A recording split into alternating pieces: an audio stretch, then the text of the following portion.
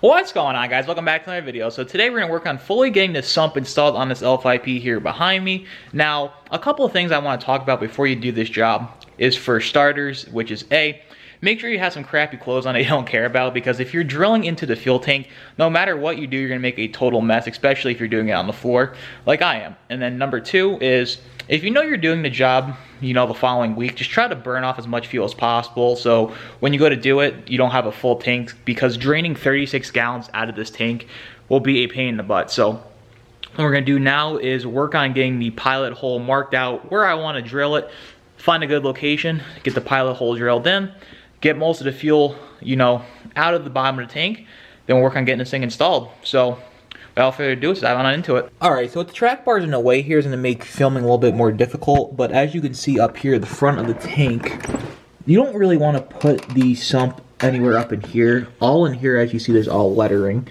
And then you got the back of the tank there where the basket is, and you don't want to go all the way back there. So you want to go somewhere in the middle. Really, right here would be ideal, but the problem is, as you can see, the lettering there.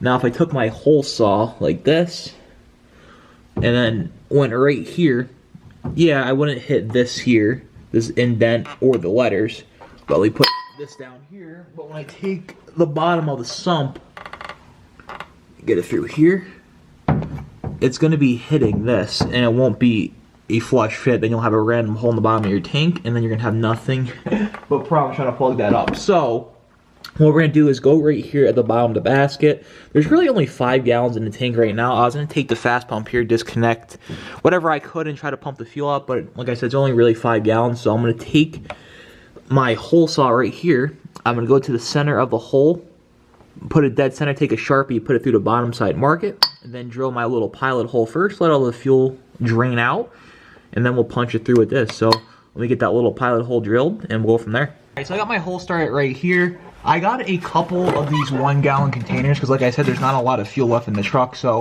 I'm going to catch it in here and just keep swapping it back and forth and just dump it in a 5-gallon container because that will not fit under the truck. So I'm going to take my drill right now and we'll get this drilled.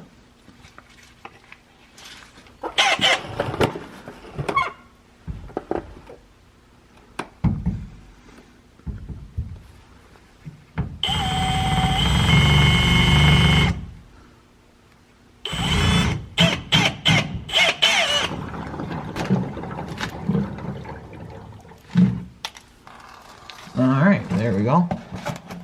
Now I got it drained, and one thing I noticed was it's coming out real slow, so I took the fuel cap off, and I got a good flow going again. So basically, when that gets a little bit full, I'm going to put the fuel cap back on to stop the flow so I don't make a huge mess when I swap these containers out. And I'll keep doing that until it's empty. And after that, we'll go about putting the 3-inch hole in there. Alright, so now that most of the fuel is out, as you can see, it's just dripping now. It's not a steady stream. I'm going to jack the rear end up as high as I can, for one, to give me more room to work with these track bars, and for two, to tip the tank forward. So basically, if there's anything left in there, it's just going to tilt forward in the tank and hopefully won't make a mess of me on the floor and everything else as I'm drilling it. So I'm going to get the rear end jacked up, and I'll get those jack stands in there. Now that we got the truck jacked up, and the last little bit dripping out of here, I'm going to give it a couple more minutes, let this fully drip. Then I'm going to take my 3-inch hole saw right there, and then just drill my hole. So you want to take it and drill it as straight as possible. So we'll do that next. Okay, so we got the hole drilled up here. As you can see, all the mess it made. That's why you want to be really careful drilling this. Now, I had to go reverse because it's just gripping the plastic too much. I put the drill on reverse, started, got about halfway through, then put it back on the normal setting. But as you can see, we got all these burrs in here. Now I got to take my deburring tool and get all this clean up the best I can, pull all the plastic out from in the tank the best I can.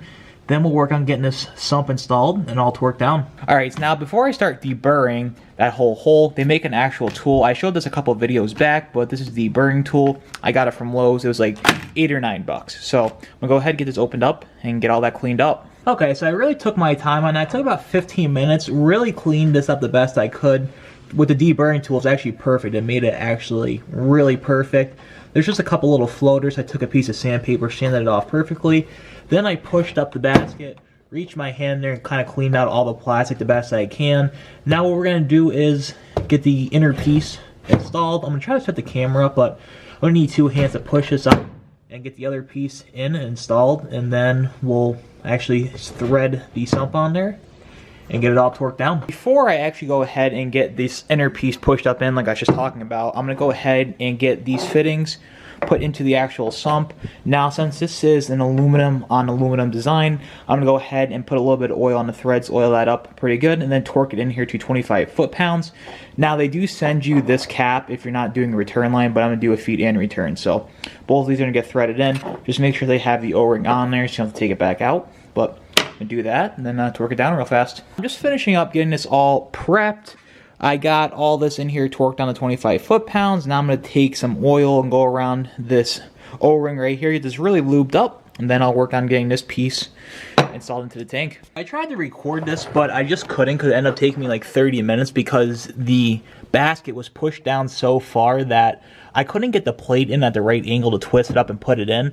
So what I ended up doing was over on this side, you're not going to be able to see in there, but there's a little bit opening, so I took the hook, hooked it this way, then push it up and in that way. It took me like a half hour to figure that out, but now that we got it in, we're going to get the actual sump mounted up. You just want to make sure this is in here flush, so as you can see, that's in there pretty flush. This area is nice and flat, no burrs or anything like that, so we're going to go ahead, get that in, and torque it to spec. One more thing too that I talked about last video with the sump, I was going to take a longer bolt and poke it up and through, but I just realized that the basket pushing down is actually not going to prevent that piece from spinning. I should be able to line this up perfectly where I want it. So I'm going to line it up, get the bolt in, and torque it down. Okay, so we got it tucked up in here, all torqued down to spec. I got it torqued down to 22 foot-pounds per instructions.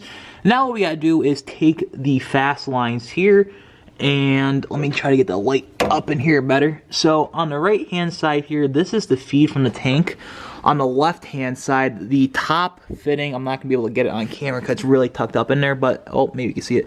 The top fitting there, that's the feed to the engine, and the bottom here is the return to the tank. Now I'm going to go ahead and work on getting these lines pulled off and capped because we're not dropping the tank, so I'm going to go ahead and get this line capped, this one pulled out and capped, and get two new lines ran from here to the sump, and the job's complete. So I think this is where we're going to have to end the video today, as I was planning on taking the line up in here, cutting it, and just routing it down to there, but it does not look like there's going to be enough line to do that, so I'm going to have to order some new fuel line, but for the most part, that's basically how you do it. The last couple of things would be just attaching these two lines, which will take me 30 seconds if I had the right stuff. But like I said, we'll get that installed next week, take it on a drive, and see if that fixed our problem. Alright, so that's about it for this video, guys. We got the sump fully installed. Now, I would say on a difficulty level, this is probably like a 3 or 4 job. It's nothing crazy. It's just super time consuming.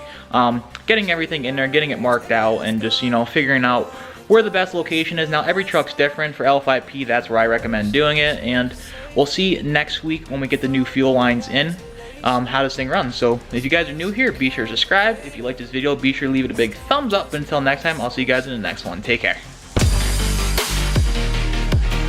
Stop this conversation. We got no relation.